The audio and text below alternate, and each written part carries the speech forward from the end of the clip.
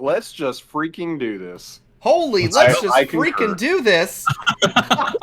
What is going Catching on? everyone off guard with the start. None of What? us knowing when it's going to happen. Nobody knows what's happening. LCS is in the greatest controversy of all time. Here we are with some fresh graphics, ready for the start of LCS Summer Split, except it's been delayed for 2 weeks. Gentlemen, Flight Check, it's back, and we were ready to talk about LCS. We were ready to drop those power rankings, and it's all gone to hell.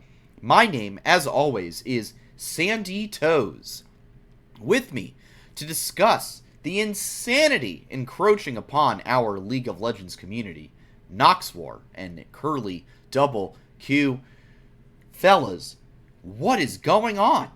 LCS just dropped their Twitter post, a link in a tweet to their post about how they refuse to work with the LCSPA on any of their requests.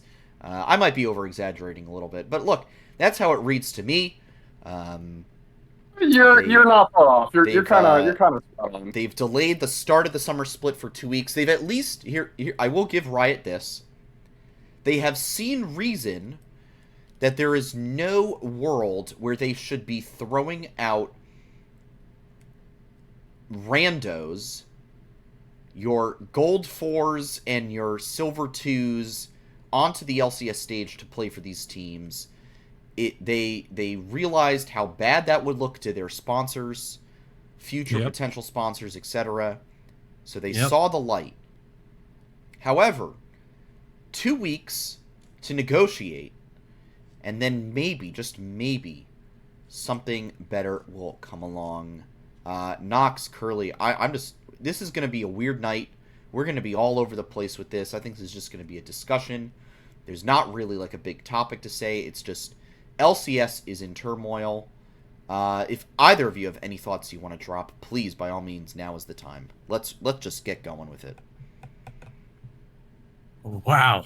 I'm gonna let Nox go on this one first because I have been, while the LCS has been falling apart, I have been moving, so I've just been catching glimpses of the news, and I still don't even have any finalized thoughts on everything. And especially, you got to read this big old post from Riot because it is big. I haven't even gotten past the intro paragraph. Oh yeah. It's nuts. I guess narrow it down slightly for me, Sandy. Point me in the direction you want me to take. So let's start with just like, how did we get here? So the well, you see, Sandy, back in 2017. Back in how did we get here? You know, back when Eve took the apple, and you know, and things just all went to hell right then and there. Just start quoting the Red versus Blue. You ever wonder why we're here? You ever wonder why we're here? No. Let's just start with like how did we get here? We had the team's request to get rid of the Academy/Challenger team requirement. Riot concedes the point, but doesn't do what the smart thing would be and say, all right, you've got till the end of the year. Next year, no more Challenger League. All that aside, I think if they did that and said, hey, no more Challengers next year, you wouldn't have any of this going on. Because people would have had time to plan. People would have time to get things together. You would have had way more time to negotiate this kind of thing behind the scenes, behind closed doors, instead of all of it being done in a very public manner and in an incredibly embarrassing manner for the LCS.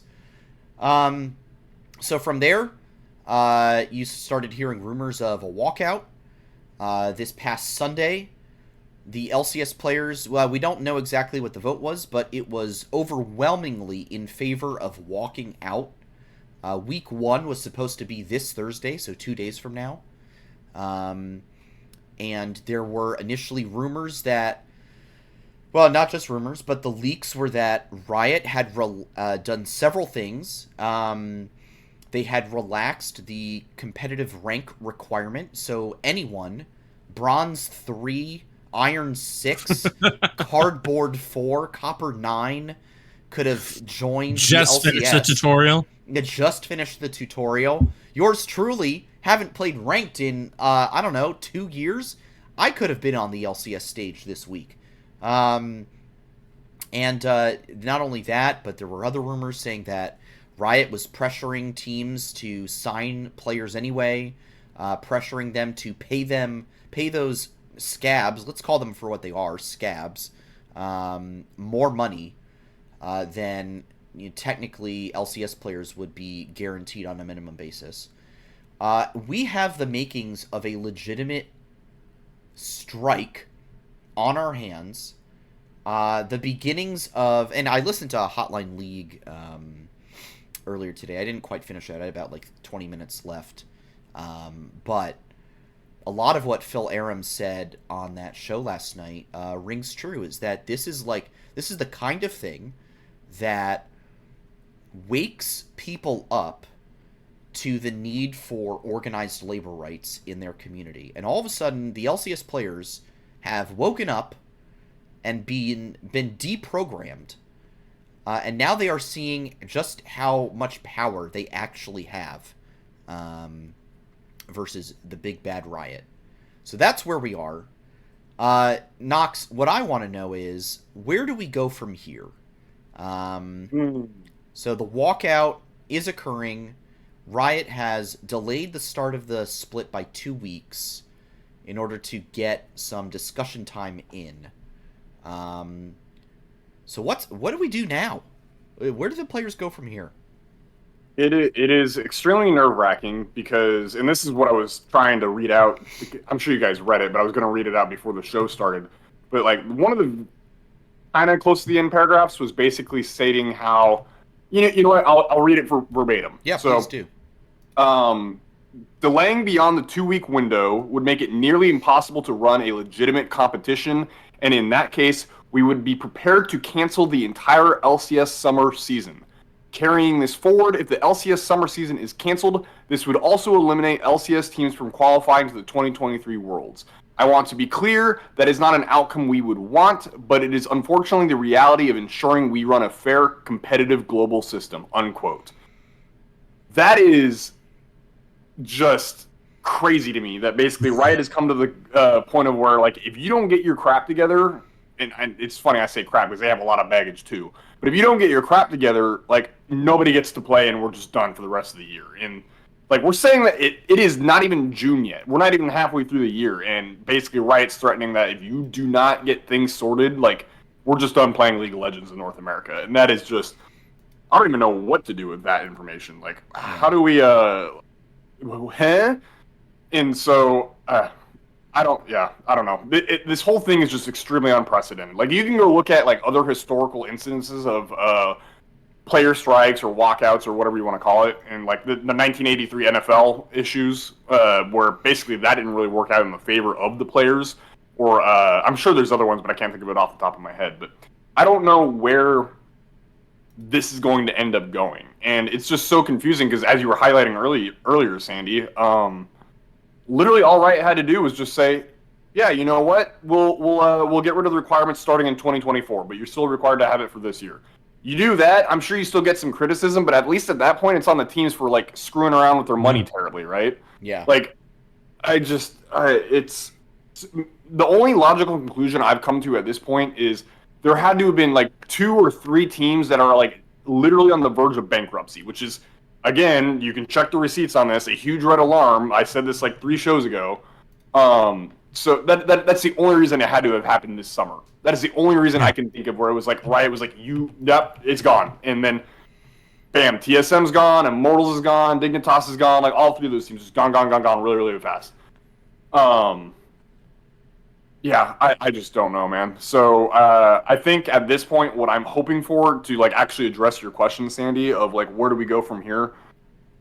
What I really hope is the Players Association ends up just coming to the table and saying, look, the only agreement we want is that Riot will cover the contracts and payments of any NACL player that was let go earlier 2 weeks ago.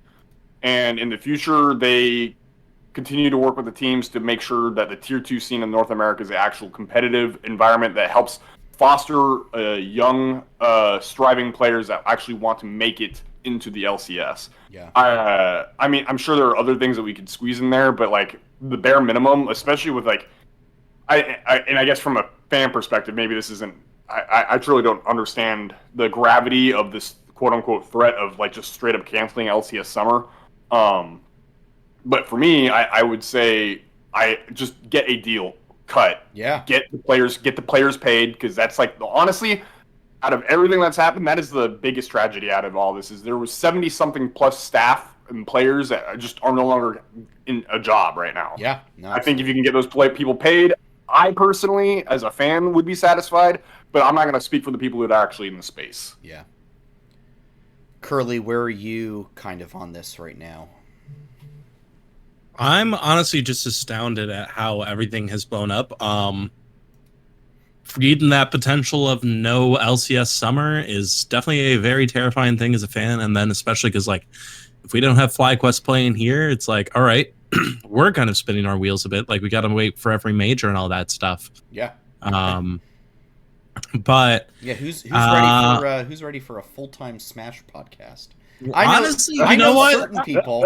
certain people in this community who I'll just start playing online with Dean and like learn everything about it, and like there we go. I'll just watch it every Sunday, you know, all that stuff. But being honest, it's like it is silly to me that the only reason we are in this situation is because Riot couldn't just be like, all right, yes, but let's wait. Right. Which it's very silly to me that's the case. It's like you shouldn't have one moment shatter your whole league. Yeah.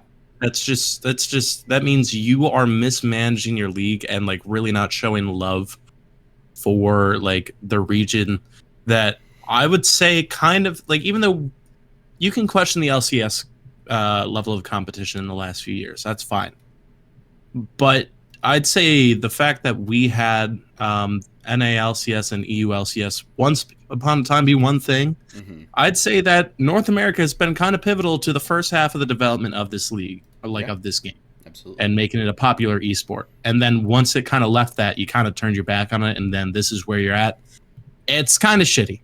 And I'm not a fan of that. And I know some people are saying, like, Riot might not move an inch, all that stuff, might not, like, you know, cut any deal. And if you read the really long post from the LCS, the first half is, you know, we're committed to development, we've done this, we've done this, we've done that, and they address all of the players association demands and slowly explain, like, no, like just examples of no's.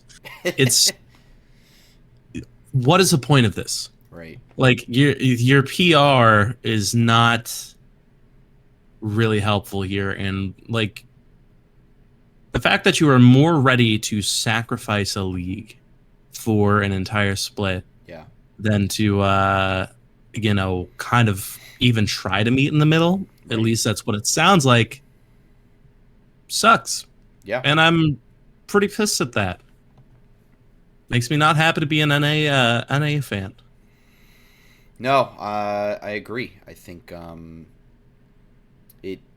it's very discordant to hear them say, "Oh, we want to negotiate," but hey, all your things, no, we're gonna say no to. Now, like, cool, we can go through, if you know, the five things, like, okay, institute Valorant style promo and relegation between LCS and NACL. So I don't want it. So right now, so like, and this is something that I've talked about a little bit, where the NACL or the LCSPA kind of put together these things, and some of them are on the more extreme side. And in a way, it's the LCSPA being able to say, like, oh, okay, well, we can't do that. Well, we'll take it off. Look, see, you have to figure it out at this point. They want to actually be able to play.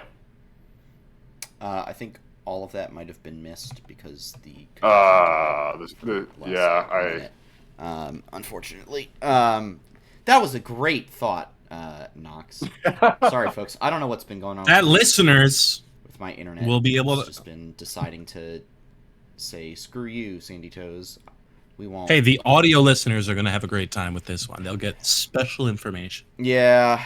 All right. All right. Knox, do you want to just recap what you just said for the last 30 seconds? The TLDR of it is basically, Riot basically, like, imagine a poker table, Riot just all in right now. And basically, it's relying on the players to actually come to the table and say, you can call us on our bluff. And maybe I'm not an experienced poker player. I'm not. But I don't think Riot's bluffing. I think they actually have the hand, and I think they're willing to actually execute on not having LCS Summer at all. So, for me, that just kind of says players need to go to the orgs and kind of figure out what they need to do from here. Because otherwise, I don't think the actual trade-off is worth it in the players' long run than it is compared to Riot. Because I don't think the LCS in the global ecosystem is actually all that valuable, even though it's the second highest revenue-generating league. I think it'll be more of a detriment to the players not to play than Riot not running the LCS for the rest of the summer and not having anyone at Worlds. Right. So it sucks because that's clearly not what you want to hear, right? I want to side with the players. I want them to like actually get the demands that they're asking for. I want them to actually be taken care of and not just be kind of contract jailed or laid off at moment's notice just because like teams don't want to pay for you or whatever it may be. It sucks. Players should have more autonomy than they have currently. But I'm leaning towards I don't think the players win this battle. I don't know what they need to do to try and make it swing in their favor, but I think Riot has the actual hand to play and they're going to play it. Yeah, I think just looking at the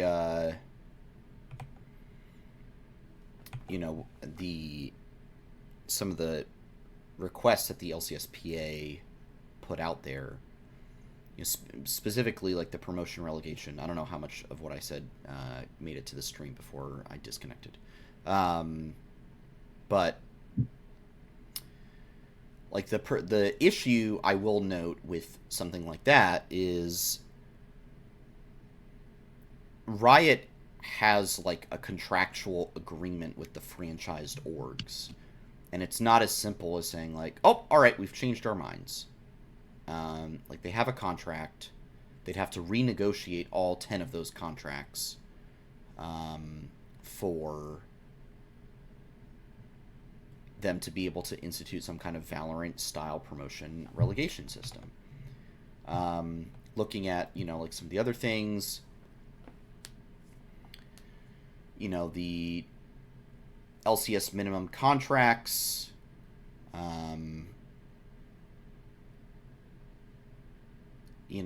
that is another thing that it's kind of like, okay, sure, I get where they're coming from. Here's the fascinating one to me. The 3/5 continuity rule. To provide players on released NACL rosters first priority in maintaining their slots if a majority continue to compete together. Teams provide greater continuity and structure. That is such bullshit. And clearly they don't, since the teams just let all those players go. Yeah, that is such bullshit. Absolutely not.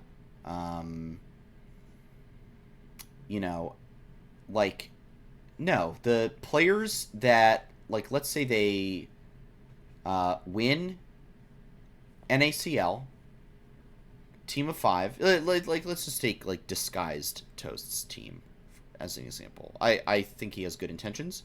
But let's just say he gets through this NACL season and says, you know what? Don't want to do this anymore. I'm done. And he releases the team. However, those 5 players should remain in the NACL. Especially if they've done well in the NACL. There's no reason for them to just like completely disintegrate to the 4 wins. And they should be able to just say like, hey, we're going to create Team Tony Top Dose, and then they play in the NACL even without a sponsor. Like, that should be allowed. The revenue pool for player salaries of $300K per NACL team per year.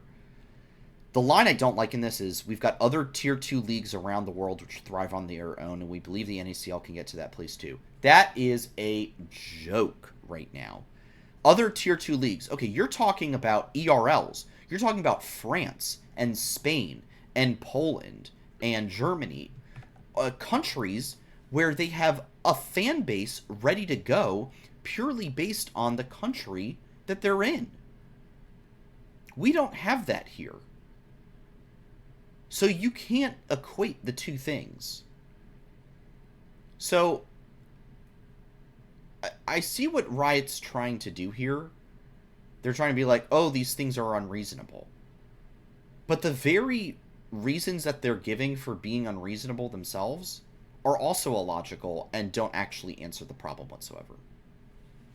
And at some point, I need to change the topic because we've been on intro This for is a a long long time. this is a introduction. long ass intro, fellas. Long introduction. So what's the first topic of the night then, Sandy? So what do we do next? What do you mean? Now we get to play the game.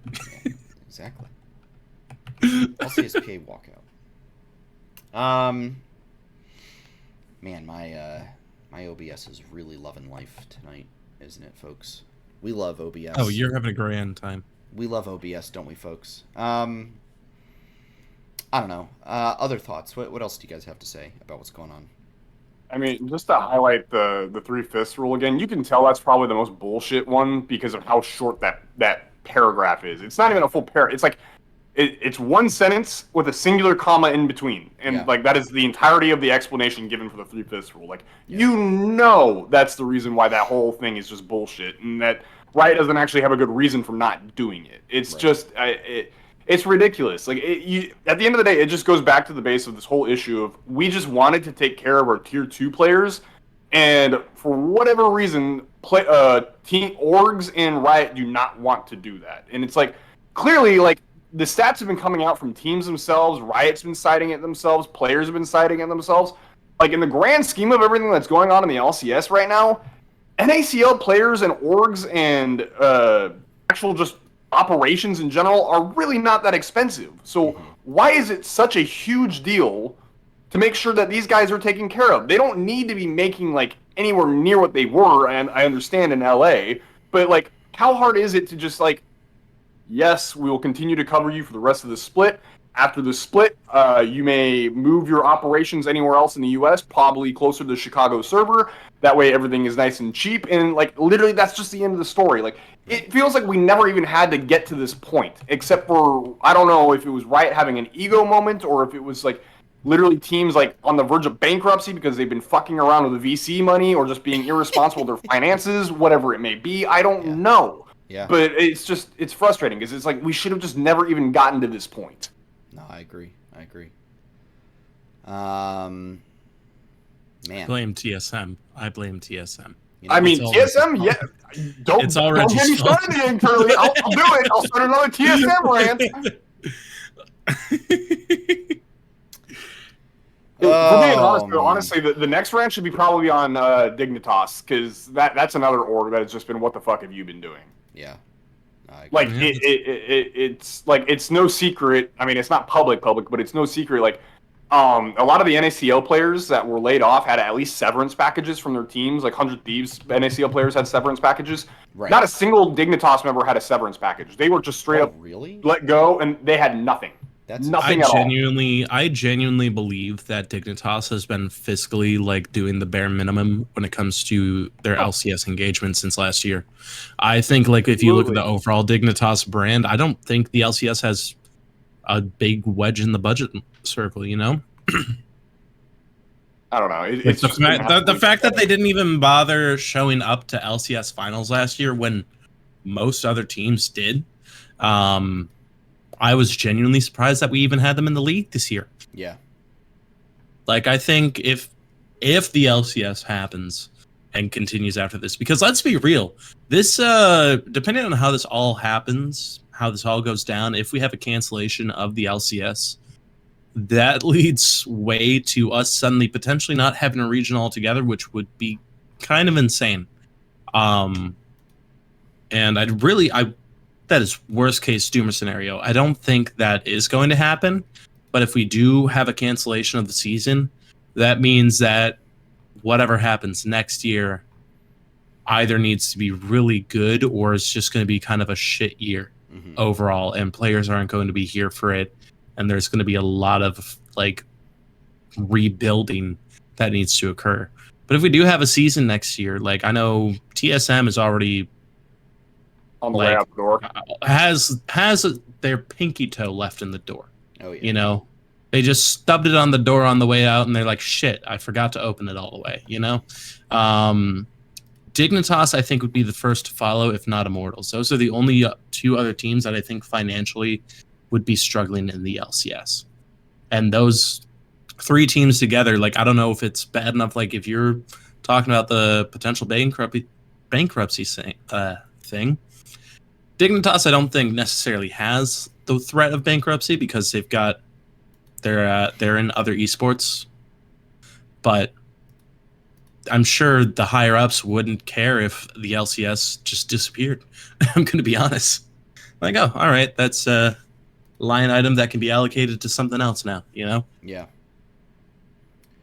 I want to say points to some of the broadcast members, and Raz just added on. So far, Raz, Emily, Rand, Captain Flowers, and Azael have all indicated that if the Scab broadcast had gone through, that they would have had no interest in participating in it. So that is great to hear. And you know what? I'm willing to bet. I would put some money down that the producers and content and casters and everyone basically said, we have no interest in helping you run this fake broadcast. We will not participate in that. And, you know, they were basically left with, well, we don't have anyone who's going to be on camera. So we can't even run a show. So I'm willing to bet that contributed to this delay more so than anything, or not more so than, but probably to some significant extent, because you need talent in order to run the show.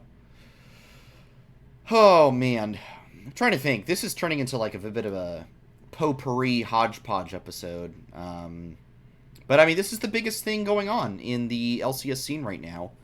I don't know. To me, I don't know how you guys feel, but it would feel disingenuous to actually even try to do power rankings right now, because it's like, what? I think we could probably do power rankings another time. Honestly, like what? We even feel appropriate right now. This is a historical moment for esports. It feels like, because we've never seen anything like this from the player side, and I'm worried. Okay, OBS almost died on me. Well, it's just never happened in esports period before, right? Yeah. It's this whole situation is just extremely unprecedented, and no one really knows what's like. We're basing like what's happening right now off of like actual real world events. Not that this isn't the real world, it is, but it's never been happening in this particular industry, right?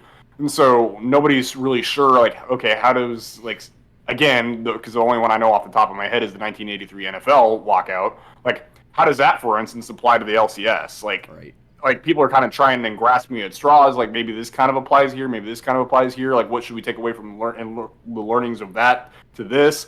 And some of it's working, maybe some of it's not working. Like, I don't think anyone really truly knows and understands like what is supposed to be happening right now. And I mean, clearly it shows. It's just a giant shit show.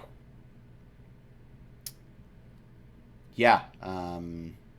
It's just, I don't know. No, I you're kind of rambling at this point. No, you're right, and I think The weird thing to me is it's like Riot just got done with a massive lawsuit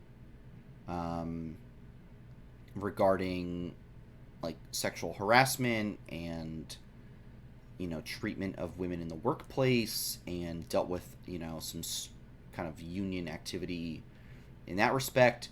We saw Blizzard, like Activision Blizzard, dealing with similar things in recent times, and it's just like, have you not learned your lesson whatsoever? This would be, and this is another side tangent onto that, which I'll get into in a second. This would be so easy. This could be so easily dealt with. You sit down. If you're Riot, you sit down. You agree to some very minor concessions right now. All you have to do is sit down and say, okay, we'll establish like a committee to investigate a way forward. We will commit to, giving every NACL player that's lost their job, like the ones that didn't get a severance package, we will give them one ourselves. You can afford that, Riot, by the way. We will, investigate, how to make sure the teams are truly invested in NA development down the road. You could do so many things just to say like, hey, yeah, we understand this is frustrating for the players, and and it's not going well, but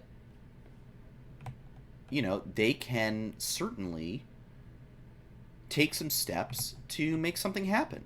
And they simply refuse to, and I think that's the frustrating thing for me. Now, let's not forget, a couple months ago, the commissioner of the LCS resigned. There's no commissioner right now. We don't even know if there's an acting commissioner. I don't think Jackie would have let this happen. I'm going to be honest. Curly, I completely agree with you.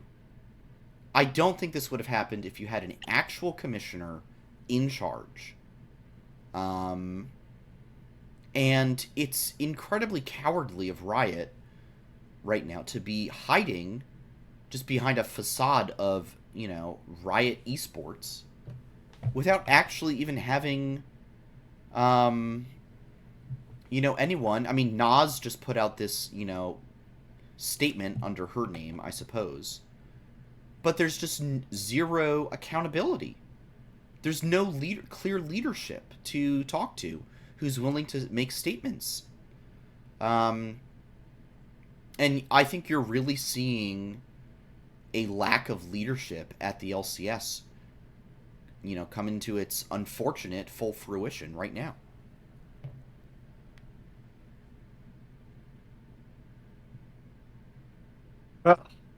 This sucks.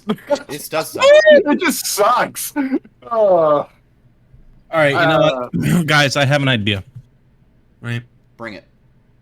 Who has the best credit here? Because we can take out a big loan, God. start our own league, invite all of the all the players. Curly, so let me remind you that the three hosts, one of you, aka you, just got done with college, and then two of the people here are currently paying for weddings. Our credit limits are kind of maxed out at the moment. I don't think you and I'm not really spending on So hear me out. We get McChickens. And we build our own league. We all move to Chicago because it's going to be better anyway. It does sound like LA is too far away from everyone. Honestly, the NA Men League, if that really comes into its own, then I'm here for it, Actually, yeah, you know what? Everyone who is a fan of LCS, as Riot fucks up, just slowly start growing NA Men and let their rec league slowly become something better and better until they somehow have enough revenue to make it a real league. And they just usurp the LCS, Yeah. Absolutely. And then in 5 years, We'll have better competition, better fan base. We'll sue Riot, or not sue Riot. We'll be like, hey, give us the rights to the LCS or make a whole new league altogether. Buy into Riot. If Riot tries to fight us, we'll get there when we get there. But this is how we save NA. Move to Chicago. Don't let Riot make choices for us. All right, here's a question for you guys. If LCS returns in 2 weeks, well, so here's what I want to. I'll back up on this a little bit. What do you think the average LCS viewer is thinking right now? First of all, they haven't had LCS in like a month because MSI. And, you go on lolesports.com and you see this statement.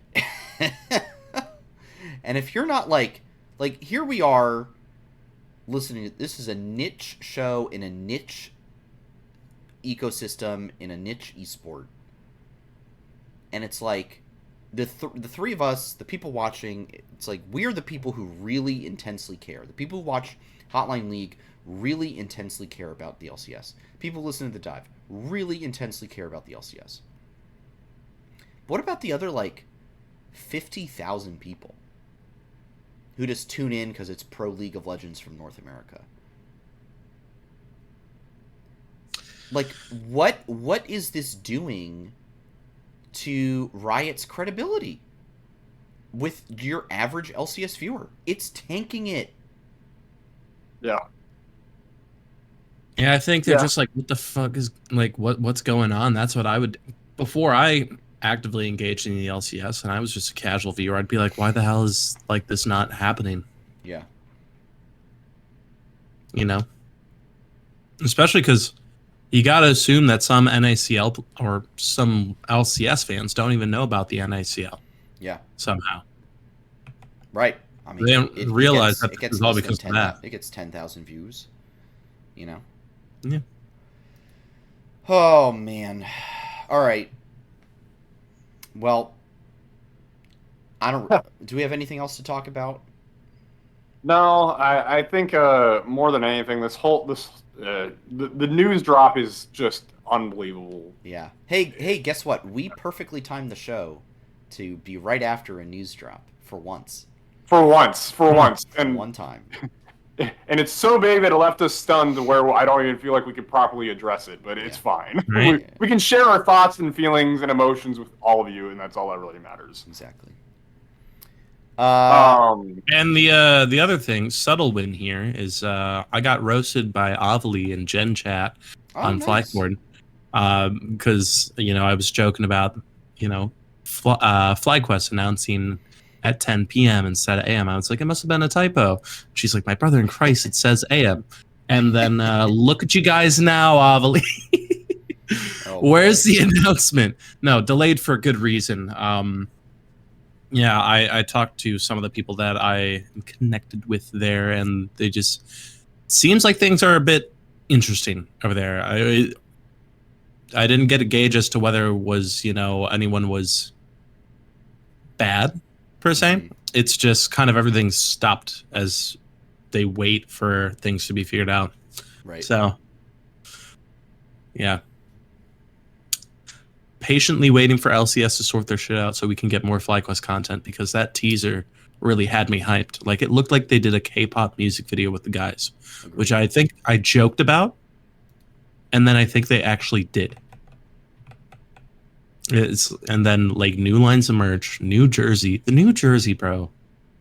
I'm waiting for the New Jersey. Right. And eventually when we do get the New Jersey, then we'll end up finally doing a giveaway. Oh my god, what if they cancel LCS and I already booked airline tickets? Oh jeez, yeah. Hey, you want to hang out in New Jersey in August? Oh. I mean, hey, at that point, we'll have more time to go to New York City. I mean, at that point, yeah, no, I'm down for just a New York City hangout weekend with y'all, I guess. But Oh And we my just God. hang I out didn't across think the about harbor. that. Yikes! All right, well I we'll did not figure even it out. think about that. Oh. Oh man! All right, Riot, please, please be nice and come to an agreement with the LCS players so we can have a split, so we have a final, so Knox has a reason to go to New Jersey, and his fiance isn't like, "Why did you waste money on tickets?" Oh man, Oh boy. All right. it's fine. Everything's fine. Well, I think that is all we are going to hit tonight. Curly, I'm sorry that this was not the intro to your graphics that we wanted to give everyone. But Hey, it's all right. They're done. aren't these graphics gorgeous, folks? Isn't his work absolutely beautiful? Absolutely fantastic. Boost my All ego. right, let's just do some shout outs. Anything you guys want to shout out? Curly, I'll start with you, then Knox, and then I'll close us out. Oh man. Um, I would like to shout out two people in particular, Arsh and David Shynook, because they have kind of been my primary coverage for all of this. Because Travis Hodley obviously does like quick things to get you to watch his full videos, which is nice, but like they provide two, I think, different valuable viewpoints on everything that develops, especially because Arsh seems to have some good insider connections. So I really respect their commitment and coverage of this.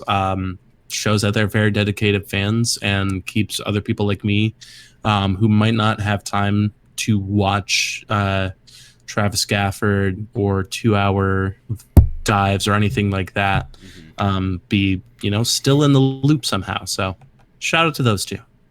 Definitely. All right, Knox, please. You know what? I'm gonna give a shout out to FlyQuest of all things because they've been very, very transparent and everything, and they've been very, very much on the side of the players, refusing to acknowledge like LCS activities, like in their like holding back their content and their jersey reveals because they're really trying to give the stage away to the players to like showcase what is happening right now, and so I think that's kind of awesome. Then you know what? The last thing I'll say is go follow Collimer on Twitter. That man, him and Cubby have been absolutely unhinged on Twitter, and rightfully so, granted. But those two have been just absolutely unhinged on Twitter during this past 2 weeks, and it has been one of the more fun things to have watched and seen on Twitter over this course of this whole debacle. For sure. Oh, and for Zeus's who's asking, this is the Supernova jersey. This is what they like. I'll try and show it off while Sandy's doing his spiel. Nice. All right, my shout out. It's gonna be to not sponsored. Cholula hot sauce, great stuff. Really brings the world together, in my opinion. That's all. What a night. LCS is in an interesting place, that's for sure. Certainly is. And we will continue to cover it when we can. Hopefully, we'll have better news by next week. But until then, I'll just say thank you so much for watching. Don't forget to hit the head on the nail. And we'll see you all very, very soon. Adios, everybody. Have a good one, guys. Peace, y'all.